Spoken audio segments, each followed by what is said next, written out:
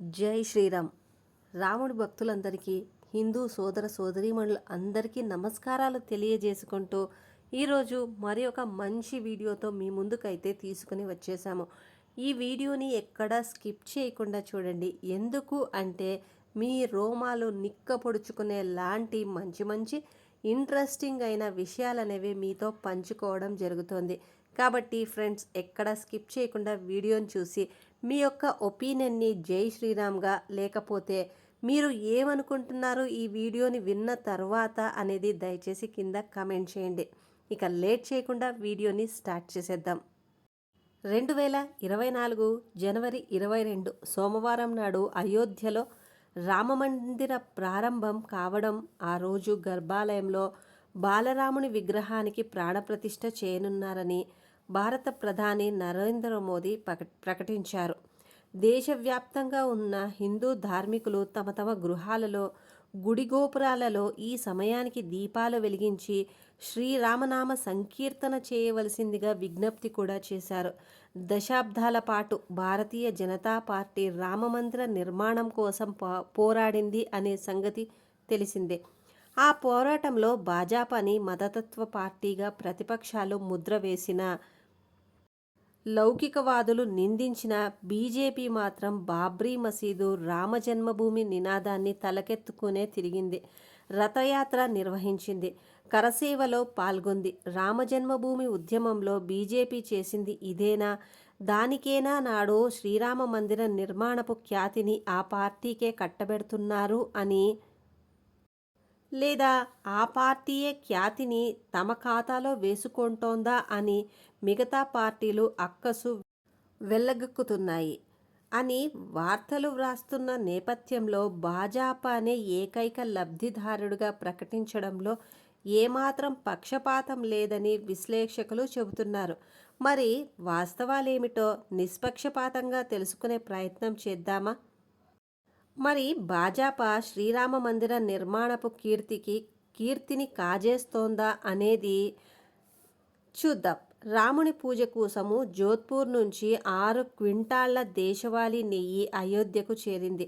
అది కూడా ఎడ్ల బండి మీద కలశాలలో ఉంచి తీసుకువచ్చారు. రామ మందిరానికి దారి తీసే మార్గానికి ఇరువైపున ఉన్న దుకాణాల మీద రామనామం రాసి ఉంది. ఇది భాజపా పార్టీకి ప్రయోజనం కలిగిస్తుంది అన్నది వార్తా మాధ్యమాలలో కనిపిస్తోంది, వినిపిస్తోంది. అయితే 2010లో రామమందిరం కానీ, సరయూ నది కానీ పరిశుభ్రంగా లేవని వార్తలు వ్రాశారు. ఇప్పుడు అయోధ్య మొత్తం రామనామం జపిస్తుంటే, పరిసరాలన్నీ శుభ్రం గావించబడుతూ ఉంటే, ఆ ప్రతిష్ట భాజపాకు దక్కుతుంటే మాత్రం ప్రసార మాధ్యమాలకు నచ్చడం లేదు. 2024 జనవరి 22న అయోధ్యలో మరోసారి దీపావళి పర్వదినం జరుపుకుందామని పిలుపునిచ్చిన ప్రధాని మోదీ విమానాశ్రయాలను అయోధ్య రాముని చరిత్రను తలపించేలా సుందరంగా నిర్మింపజేయడం వల్ల కూడా కొందరికి నచ్చడం లేదు. అయోధ్యకు ప్రయాణించే ప్రైవేటు విమాన సంస్థల విమానాలలో జై శ్రీరామ్ నినాదంతో అనౌన్స్మెంట్లు ఉండడంతో భాజపాకు కలిసొచ్చే అంశమని చెబుతున్నారు.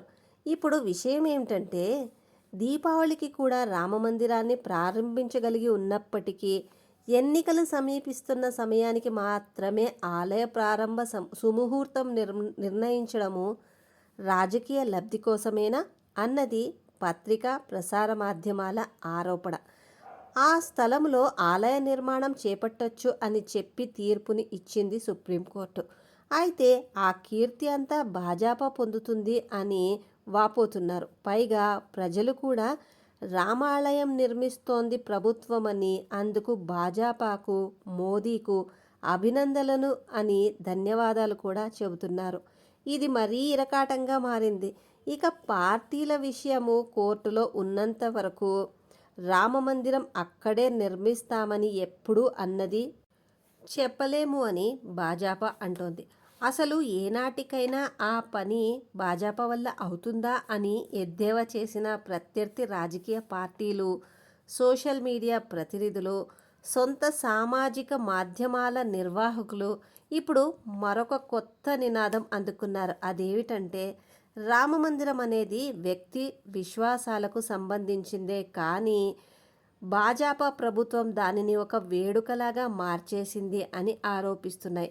భాజపా కూడా ఏం తక్కువ చేయడం లేదు. రామమందిర నిర్మాణం తన వల్లే సాధ్యమైందని ప్రచారం చేసుకుంటూ విడుదల చేసిన ప్రచార చిత్రాల్లో రాముడు బాలుడుగా, మోదీ పెద్దవాడిగా కనిపించడం చూసి గోల చేసిన పార్టీలకు సమాధానంగా అయోధ్యలో ప్రతిష్ఠ జరిగేది బాలరాముడికే అని ఆ తర్వాత చిత్రాన్ని తొలగించేశారు.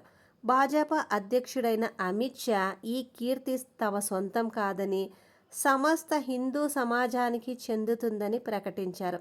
ఇప్పుడు భాజపాయేతర పార్టీలు గొప్ప మీమాంసలో పడిపోయారు.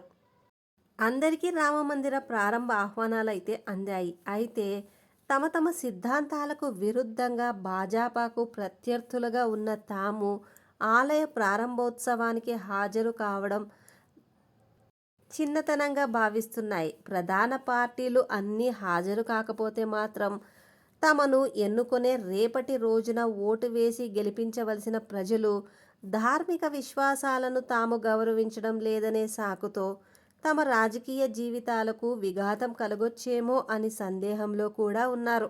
ఇదొక గొప్ప ఇరకాటంగా మారింది. మతం అనేది వ్యక్తి విశ్వాసం అని, దానిని గౌరవిస్తామని, ఇందులో ప్రభుత్వాలు జోక్యం చేసుకోకుండా తటస్థంగా ఉండాలని, కాబట్టి తాము హాజరు కాబోమని కమ్యూనిస్టు పార్టీ నేతలు ముందుగానే ప్రకటించారు. కాంగ్రెస్ అధిష్టానం ఇంకా నిర్ణయం వెల్లడించలేదు. రాకపోతే హిందువుల మనోభావాలు దెబ్బతింటాయి, హాజరైతే కార్యక్రమం అట్టహాసంగా జరిగి తీరుతుంది. అయితే అందులో అధిక శాతం భాజపా ప్రభుత్వానికే చెందుతుంది. దాన్ని జీర్ణించుకోవడం ప్రతిపక్షాలకు కష్టమవుతోంది. రాజకీయ పార్టీలన్నీ తాము చేసే ప్రతి పనికి దాని తాలూకా ప్రతిఫలం పొందాలనే చూస్తాయి కనుక ఎవరి వాటా ఎంత అనేది చిన్న ప్రశ్న. నిజానికి ఎప్పటికీ ఇందుకు సంబంధించిన కీర్తి భాజపా పేరునే ఉంటుంది. రామమందిర నిర్మాణానికి ఎవరి సహకారం ఏమిటనేది ఇప్పుడు చూద్దాం. మనం 1985 నుంచి 1992 మధ్య కాలంలో జరిగిన సంఘటనలే ఈనాడు భాజపాకు అధికారాన్ని కట్టబెట్టాయి అనుకుంటున్నాము.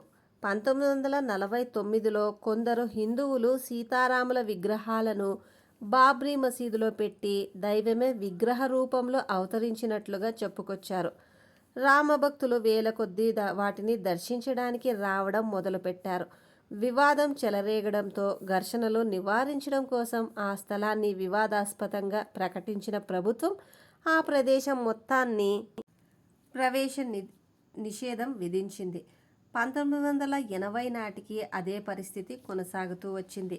షబానా కేసులో రాజీవ్ గాంధీ ప్రభుత్వం ముస్లిం అనుకూల నినాదానికి మొగ్గు చూపడంతో ప్రభుత్వం ముస్లింలను బుజ్జగించి వారిని సంతోషపెట్టే పనులే చేస్తోందే అనే అనుమానాలు హిందూ సమాజానికి కలిగాయి.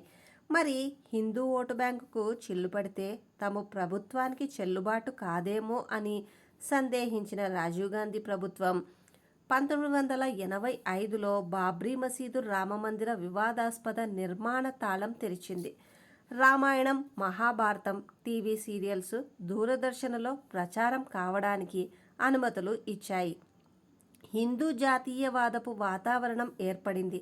అయితే ఆ కీర్తి సంఘ్ పరివార్కు కట్టబెట్టబడింది.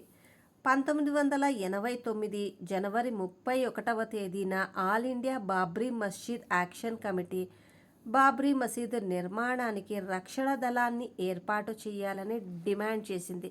దీనికి జవాబుగా ఫిబ్రవరి 1 నాడు సాధువుల మహాసభను నిర్వహించిన విశ్వ హిందూ పరిషత్ రామాలయ నిర్మాణానికి శంకుస్థాపన చేయాలని ప్రకటించింది. ఉద్దాన ఏకాదశినే ముహూర్తపు రోజుగా నిర్ణయించడంతో ఆనాటికల్లా శ్రీరామ్ అని రాసిన ఇటుకల శిలలు అయోధ్యకు చేరిపోసాగాయి. దేశంలో లక్షల గ్రామాల నుంచి భారీ ఊరేగింపుతో శంకుస్థాపన కోసం శిలలు తీసుకొని యాత్రగా జనం వెల్లువెత్తారు. చిన్న ధర్నా ప్రదర్శనగా మొదలైన ఈ ప్రయత్నం జన ఉద్యమంతో భారీ ఆందోళనగా మారింది. అంతవరకు రామజన్మభూమిని స్వీయ లబ్ధికి ఉపయోగించుకునే ఆలోచనలో ఉన్న భాజపా మనోభావాలు మారిపోయాయి.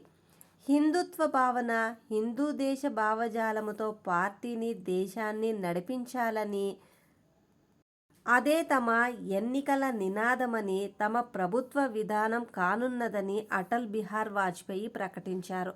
రామజన్మభూమి, బాబ్రీ మసీద్ నినాదమే ఎన్నికల అస్త్రం అని ఆయన ప్రకటించారు.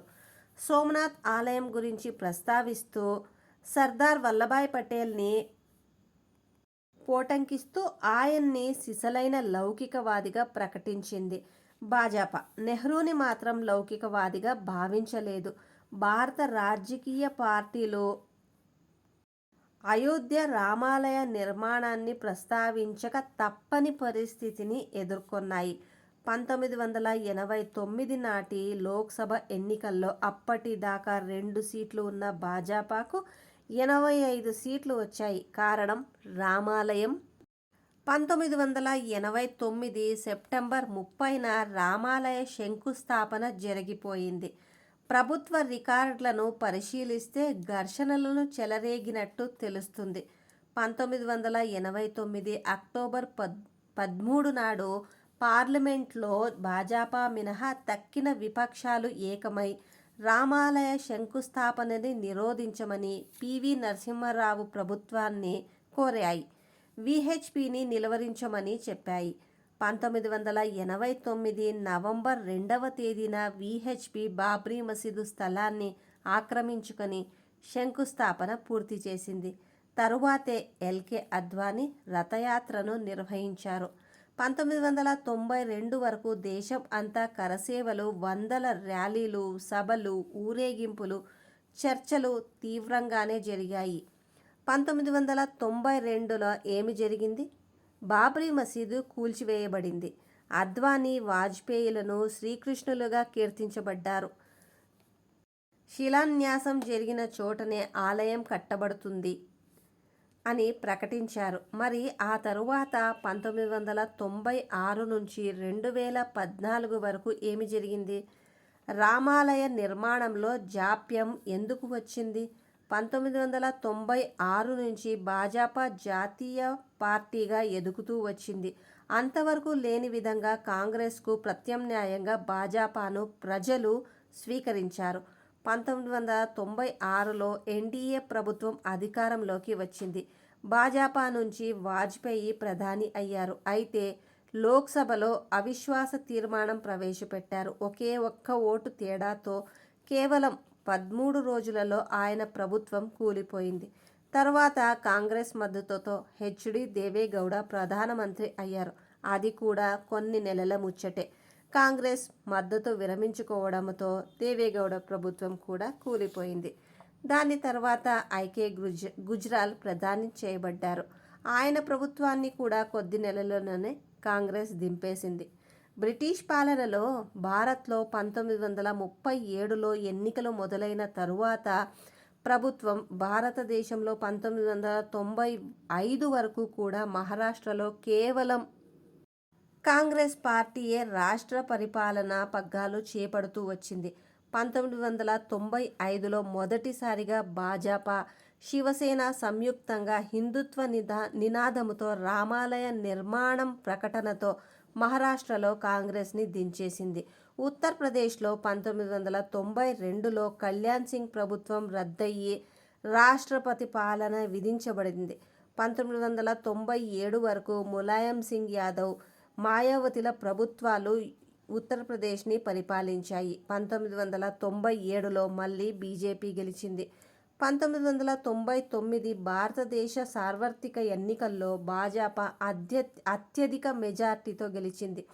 ఎన్డీఏ పక్షాల భాగస్వామ్యంతో ప్రభుత్వాన్ని ఏర్పాటు చేసింది. ఎలాగైనా భాగస్వామ్య పక్షాల ఒత్తిళ్లు ఉంటాయి కదా. 2004 వరకు రామాలయం పనులు ఏవీ ముందుకు సాగలేదు.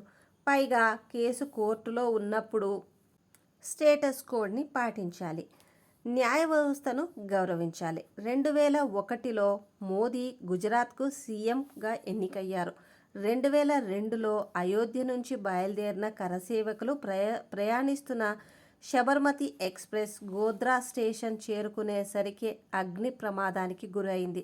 59 మంది కరసేవకులు అగ్నికి ఆహుతయ్యారు. ఫలితంగా గుజరాత్లో హింసాకాండ చెలరేగింది. ప్రభుత్వ నేతగా రాజ్యధర్మాన్ని పాటించి హింసాకాండను అదుపు చేశాను అన్నారు. మోదీ 5 ఏళ్ల పాలన తర్వాత మోదీని మార్చాలనుకున్న వాజ్పేయిని బాల్ ఠాక్రే అడ్డుకున్నారు.